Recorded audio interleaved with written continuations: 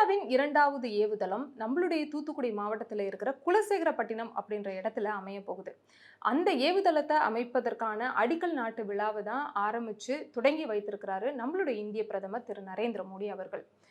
குலசேகரப்பட்டினத்துல ஏன் ஒரு ஏவுதளத்தை அமைக்கணும் அப்படின்னு சொல்லிட்டு இஸ்ரோ ஆரம்பிச்சாங்க. ஒரு ஏவுதளம் அமைக்கிறதுக்கு எந்த மாதிரியான காரணங்களின் அடிப்படையில் அமைப்பாங்க, இந்த ஏவுதளத்துல எந்த மாதிரியான விஷயங்கள் நடக்க போகுது, இதனால யாரெல்லாம் பயன்பட போகிறா அப்படின்ற முழு விவரத்தை தான் இந்த வீடியோல நீங்க பார்க்க போறீங்க. நீங்க பார்த்துட்டு இருக்கிறது விடி மீடியா. நான் உங்க ஆதிரா.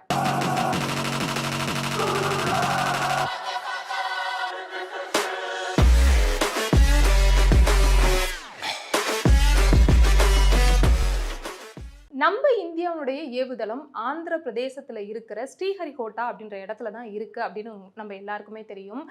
ஸ்ரீஹரிகோட்டா அப்படின்ற இடத்துல இருந்து தான் பல ஏவுகணைகளை இஸ்ரோ வந்து விண்ணுக்கு செலுத்தி இருக்கிறாங்க.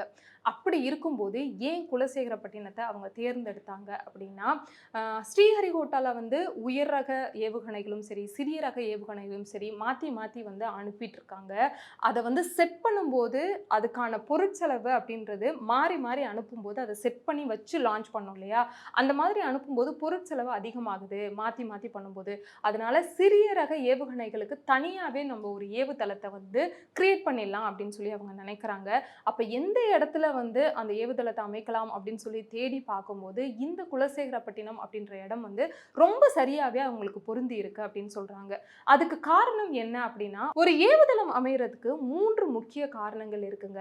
அவங்க ஒரு ஏவுதளம் அமைக்கணும் அப்படின்னா அது பூமியோட பூமத்திய ரேகைக்கு பக்கத்துல இருக்கணும் அப்படின்னு எதிர்பார்ப்பாங்க.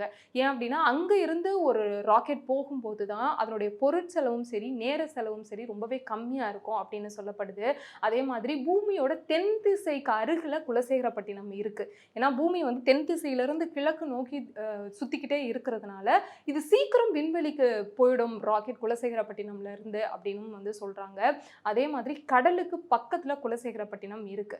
இப்போ இங்க இருந்து ஒரு ராக்கெட்ல லான்ச் பண்றாங்க அப்படின்னா அதுல ஏதாவது ஒரு தொழில்நுட்ப கோளாறு ஏற்படுது, ஏதாவது பிரச்சனை ஏற்படுது அப்படின்னா அது வெடிச்சு சிதறும் போது பக்கத்துல கடல்ல விழுந்துரும், மக்களை வந்து பாதிக்காது. நிலப்பகுதி அப்படின்னா அது வந்து மக்களை பாதிக்கும், ஒரு பேராபத்தா முடியும் அப்படின்றதுனால இந்த எல்லா காரணங்களுக்கும் குலசேகரப்பட்டினம் அப்படின்றது சரியா பொருந்தி இருக்கிறதுனால ஒரு புதிய ஏவுதளத்தை குலசேகரப்பட்டினம்ல அமைக்கணும் அப்படின்னு சொல்லிட்டு இஸ்ரோ வந்து இந்த ஒரு முயற்சியை வந்து ஆரம்பிச்சிருக்கிறாங்க. கிட்டத்தட்ட ஒரு 2350 ஏக்கர் பரப்பளவுள்ள நிலப்பரப்பை வந்து இதற்காக தமிழ்நாட்டு அரசிட்ட இருந்து இஸ்ரோ வந்து வாங்கி இருக்கிறாங்க.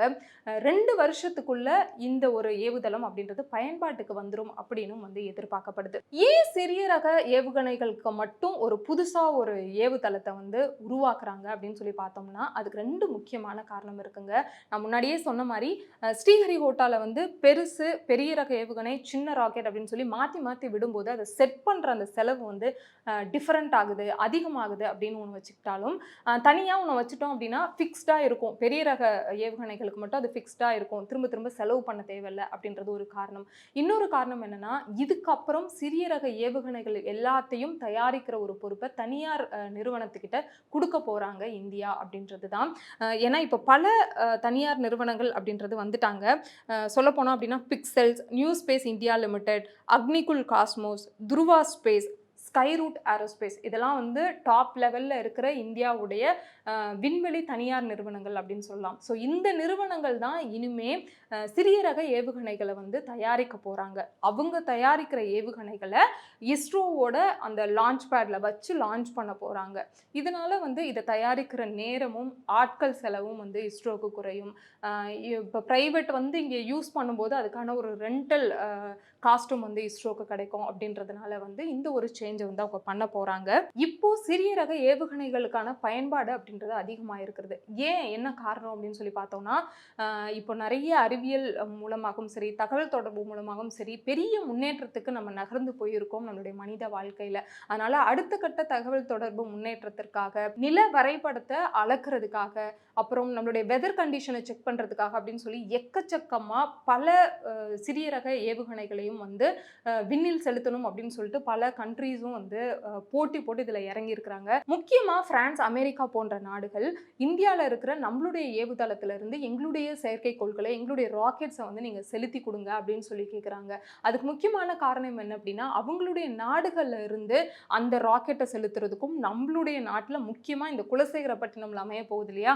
இந்த ஏவுதளத்துல இருந்து அனுப்புற ராக்கெட் செலுத்துறதுக்கான பொருட்செலவும் வந்து ரொம்பவே கம்மியா இருக்கு அப்படின்றது தான் முக்கியமான ஒரு காரணமாவும் இருக்கு. நான் முன்னாடியே சொன்ன மாரி பல நாடுகளும் சரி, பல கம்பெனிஸும் சரி, இந்த சிறிய ரக ஏவுகணைகள வந்து செலுத்தணும் அப்படின்றதுல ரொம்பவே வந்து ஆர்வமா இருக்காங்க. ஏன் இந்த சிறிய ரக செயற்கைக்கோள்கள செலுத்தணும் அப்படின்னு நினைக்கிறாங்கன்னா, அத செய்யறதுக்கான செலவு கம்மி, நேரம் கம்மி, அதனுடைய கட்டமைப்பு தேவைகள் கம்மி.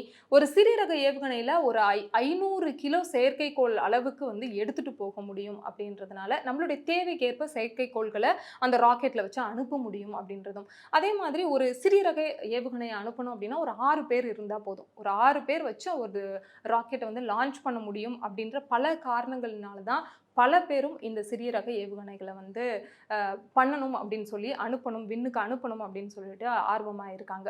இந்த குலசேகரப்பட்டினம் ஏவுதளத்துக்கு அருகிலேயே ஒரு ஸ்பேஸ் இண்டஸ்ட்ரியல் பார்க், அதாவது ஒரு தொழில்நுட்ப பூங்காவையும் வந்து அமைக்க போறதா அரசு சொல்லியிருக்கிறாங்க.